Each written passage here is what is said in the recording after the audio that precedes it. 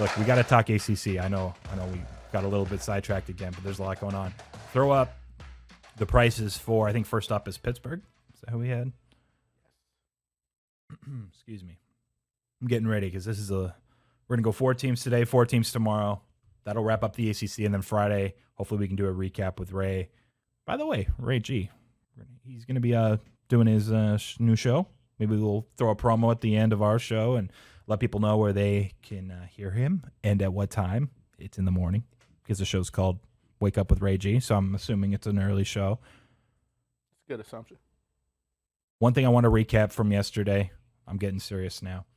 Between teams 35 and like 55 in my ratings, there are 8 ACC teams. So NC State was yesterday kind of slightly ahead of the next 7, but they're all really close. Virginia Tech, Wake, Pitt, Boston College. You could make an argument that any of these teams are better than others. Anyone you talk to might have a few ahead or behind of others. Pitt, just from a prior standpoint, they come in as my next best team. BC's like 1 spot behind them. You want to argue BC ahead, like by all means, go for it. I think there is a slight drop off to Florida State. We'll get to that in a second, but what I really want to bring to everybody's attention, quarterback Kenny Pickett for Pittsburgh. He's been there, I believe, since I graduated high school. Their offense has not been a top 10, their passing offense, top 10 passing offense. In any of the 4 years Pickett has been there, this will be his 4th year as a starter, his 5th year actually playing. In the ACC, I'm not talking college football. You look at the passing offenses in the actual conference, right? They haven't been top 10. How do they keep winning, all things considered? 7 to 9 games a year is like usually their range. Narduzzi's done a fantastic job. Defensively, they're elite. They should be in that range again, like a top 15 defense. They were 16th against the run in EPA last year, 21st, I believe, in pass. I don't have that one in front of me, but they were like top 25 on both sides. Offensively, below average in the country, running and passing. If Narduzzi and Pickett can somehow figure it out, the problem is that when you say, man, if they can figure it out, it's just they haven't. Like their offense just is always suboptimal. So for me, I think their overall market perception, their rating, their 7 wins, I think I have as a little low. I'm closer to 7.5, but I have seen in the market 7.5. So the 7 overs are juiced. The 7.5s, maybe the under slightly juiced. It's pretty much close to market when you're accounting for that. So it's a pass on Pitt for me. Nothing worth betting. But I wanted to just kind of mention that there's this sentiment from what I've heard to this point of Pickett year 5 under center, 4th year as a starter. The offense is finally going to be doing some things. I mean, maybe, but they just have never done it yet.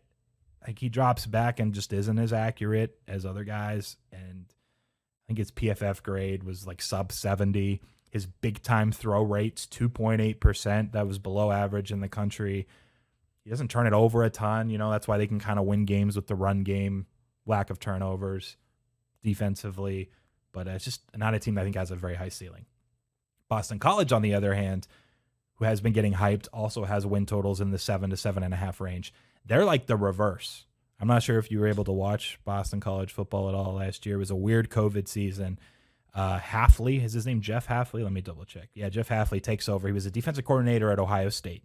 His first year, really this weird like year 0 COVID. He takes over, and they have this guy. You didn't get to watch Phil Jurkovich play at all? Like he's like one of the most dynamic quarterbacks in the country, and Boston College hasn't had a quarterback that's been good for years. Yeah. And so if he's able to, he can make plays with his with his legs via the run. He can evade pocket pressure and make plays that way through the air. He just buys time. He's fairly accurate. He's pretty big. If I recall, he's like 6'4", 6'5", 230. Like he's the NFL prototypical, but he has a little bit of mobility. He grades out big time throw rate. He was top 20 in the country. They're taking shots. It's just stuff Boston College hasn't done before. They bring back their entire offensive line, and I believe 2 or 3 of his top receivers from last year as well. So they bring back a ton. So everyone's hyping up Boston College. Another team that you'll see their win total 7 to 7.5, depending on the shop, juiced a little bit differently. It's like a 7.25. I can see the upside and ceiling, but I also see with a defense, which really struggled, that it just kind of keeps them in that range of a 7-win team. So it's not worth betting on average the win total. All right, we got a 5-minute warning.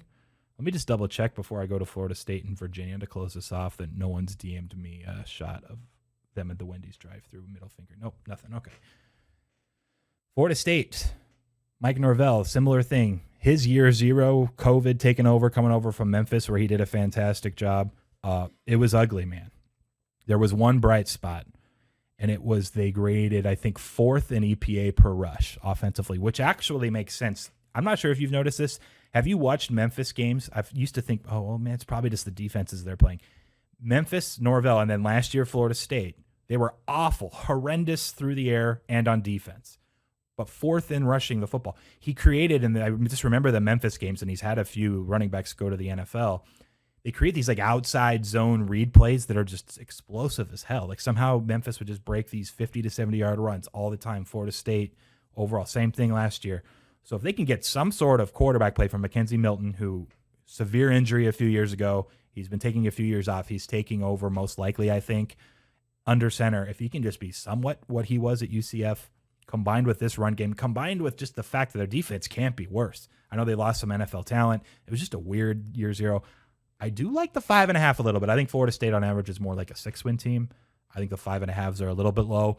It's nothing I'm going crazy on, but I do like Florida State Seminoles as a whole, a little bullish on Norvell, the run game, the defense just at least improving to some degree, and the upside of Milton just through the air. Last one, did we have a graphic for Virginia? Were you able to finish that up? Right on. Good work. 6.5, that's too high. Look, I know Florida State, I have them rated slightly ahead of Virginia. Their win total is only 5.5. Virginia's a 6.5. Now, that doesn't always play out directly because Florida State plays Florida at the end of the year as part of their rivalry game, but both teams play Notre Dame. So even though it's technically not a conference game, Notre Dame's the independent. They both get them. This is one where Virginia, with Brennan Armstrong, his first year taking over for Perkins, I think people expected the offense to be worse, including me. It was better. So you have to give them credit for that. But they just don't have a ton of talent surrounding them. Defensively, they are expected to drop off as well. And this is almost just like a share. And everyone knows, look, BYU, we got the helmet right here. I'm a Bronco Mendenhall fan. I love his scheme. He's able to confuse young quarterbacks with his 3-3-5 type stuff that he still implements there. But I just don't see this team getting to 7 wins. My numbers have them like this is, we're talking like 5.4 is my projection. What? Yeah, you're good. Sorry. Quan's making signs at me that I don't know what they mean because we've never discussed what the signs are. But Virginia 6.5, minus 130 range under. It is a little juiced. Even the 6s are like plus money. I think both are good bets. I just got to go against it. Trust my projections, my numbers. They have to play BYU as well as Notre Dame. And even Illinois out of conference of the Big Ten in week 2 is not necessarily a for sure W. So too tough of a schedule. It grades out as top 30 schedule. And I know they miss Clemson as far as things go. That's not going to ultimately matter. I don't think Virginia can get to 7 wins. So I like the under there.